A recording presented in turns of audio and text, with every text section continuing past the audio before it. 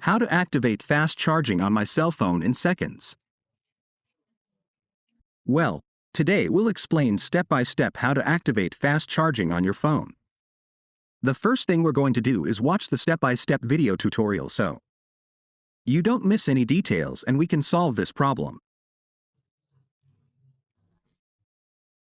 The first thing we need to understand to activate fast charging is that there are several factors. First of all, we have to test our charger. Try other chargers to see if they work. If the problem is with the charger, then if you change the cable and see that it's not a charger problem, then you're going to activate this icon as quickly as possible. But before activating it, what you have to understand is that you have to deactivate all these options. We're also going to deactivate this power saving mode because it enables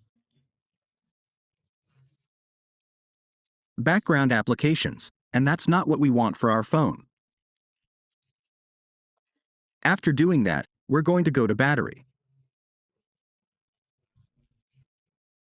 If you see that this function is enabled, I recommend that you deactivate it. After doing that, we go to the last options. We go here where it says fast charging. We're going to see fast charging settings. Let's select it and enable these two functions. Then we'll disable them and now we'll put it on charge.